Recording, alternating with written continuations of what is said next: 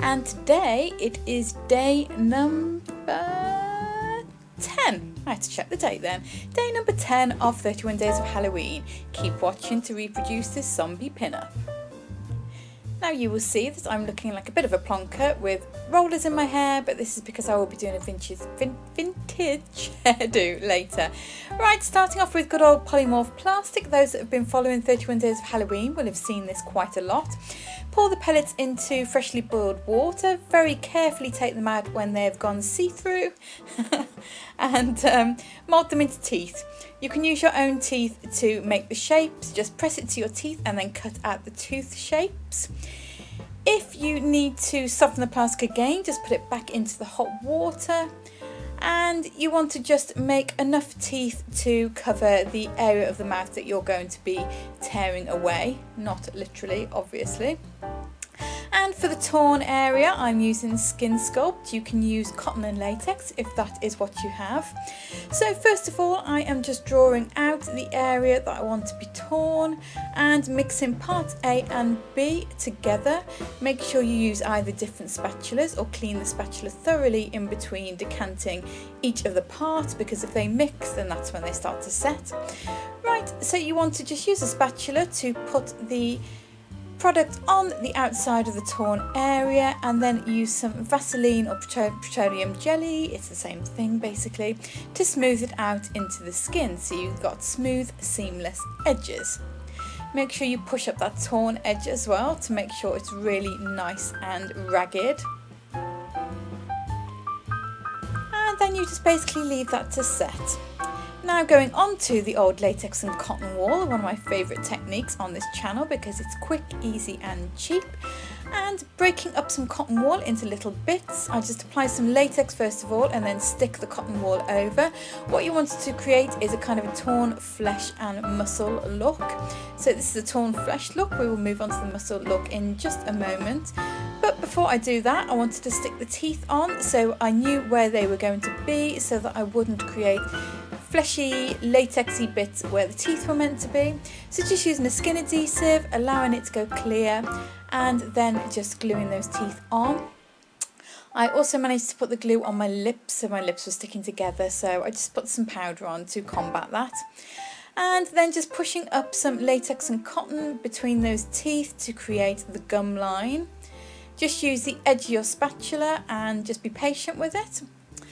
And then this is the muscles that I was telling you about. So I'm just rolling thin pieces of cotton wool to create muscle fibres. This creates the right texture for the muscles, and then just basically blending that in with some latex as always.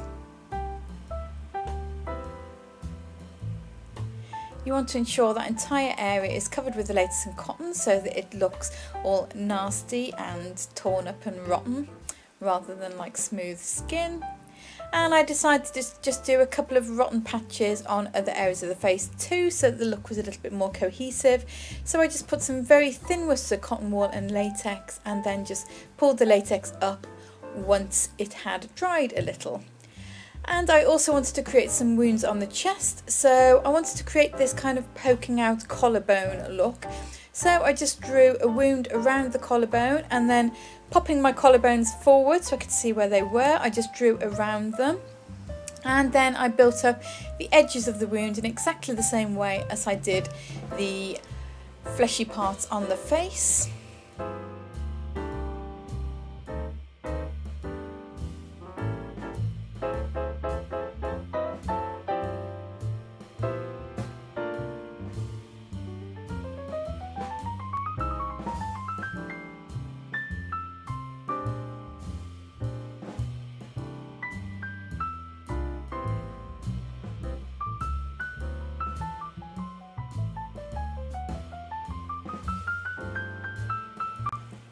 I then made the collarbone in exactly the same way, but just using a smooth piece of cotton wool to simulate bone.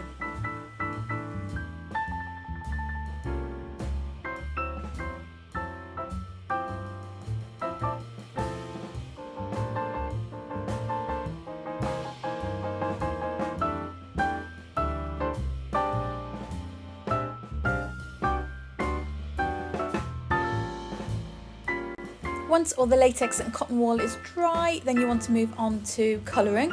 I'm using a very light green and I'm just stippling it on and then brushing it into the skin to give more of a translucent wash rather than a solid green. Make sure you cover any skin that's going to be exposed. If you're short on time, simply wear a high neck long sleeve costume because then you only need to make up your face. And don't forget your ears. And then moving on to contouring. So I'm using a deep green shade. The key to contouring when you're using different colours other than your normal flesh tone is to use a deeper shade of whatever colour you happen to be using. So in this case, it's a dark green. So I'm just contouring the cheekbones and then the neck and collarbone area. Just wanting to make my zombie pin-up look a bit kind of bony and skeletal because she is rotten after all. Under the jaw, just to bring that into the look. And around the nose, because you know I always have to go around the nose.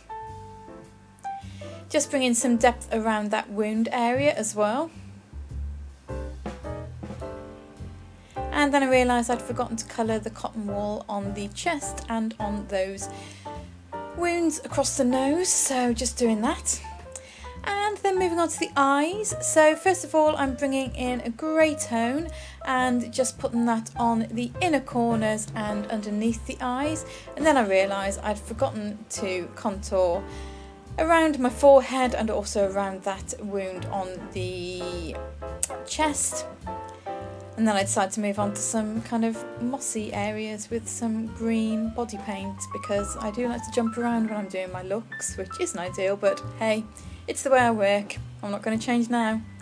Anyway, back to the eyes. So doing a really nice kind of smoky eye with lots of greys. So starting off with a lighter grey and then moving with a slightly deeper grey on the outside edge. You can do your smoky eye however you like. I wanted to ensure basically that although this zombie pin-up was gruesome, that she was still beautiful because she is a pin-up after all. So yeah, just building up that nice smoky eye and doing a nice defined brow also. And a zombie pin-up would not be a zombie pin-up without a good old winged eyeliner. Just winging the inner corner and the outer corner to give that lovely cat's eye effect.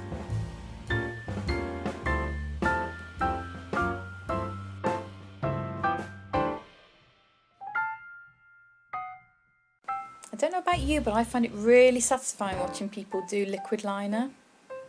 Strange. I also like watching people do lip lines. Oh, and I also like watching people do foundation. I'm just a makeup perv basically. Anyway, putting some mascara on once that liner has dried. Oops. No problem, cotton bud to the rescue. And then just deepening up that smoky eye underneath there. And then I decided to start painting in that lovely fleshy area. This is my favourite part of any look. And I mixed a pink with a black to get a nice kind of grey toned, rotten looking flesh tone, and just put a wash of that over the entire area. Don't forget to do around those teeth as well. And also obviously the chest wound. And then I went in with some red on certain areas and around those flappy torn areas too. I also painted the red into those wounds on the face and then just smudged it into the skin to make the skin look a little bit irritated. I then went in with some purple, mixed in with that original pink, just to deepen up certain areas. And I also mixed some black with the red to create even more depth in certain areas. You just want to create depth and texture so that you haven't got a completely flat colour. Also make sure you use those deeper colours along the edges of the wound to make the wound look nice and deep. Or should I say wounds, because there's more than one. And I'm also smudging that colour around the wounds also. You want to make the skin look kind of rotted away and really irritated, and yeah. You get the picture, beauts.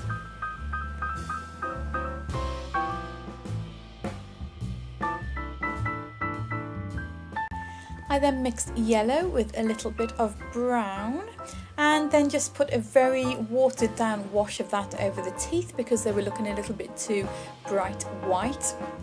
I then mixed some white into that shade that I've just created for the teeth and used it to do a little bit of highlight along that bone and also along that fleshy area. And then I just painted over the whole of that area with some PVA glue. Make sure you don't use this on your actual skin, only on the prosthetic. Although it is non-toxic, it's not necessarily skin safe. Right, you can see here I've done my hairdo, which was just a nice victory roll and some flowers. And then moving on to the glamour side of the mouth. So I lined the lips with red. Red is the best colour when it comes to a pin-up, but if you prefer you can do a pink or even a nude shade. And then I'm just filling that in with liquid lipstick. Putting on some false lashes because again, what is a pin-up without some luscious lashes? Oh, try saying that quickly. Luscious lashes, luscious lashes. Very difficult. Anyway, back to the tutorial. Just deepening up under the eyes because I felt like it needs a little bit more definition.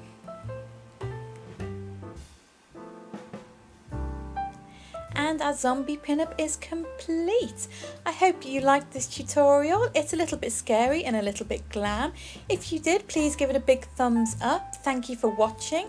I shall see you tomorrow. Love you lots and don't forget to subscribe. Bye.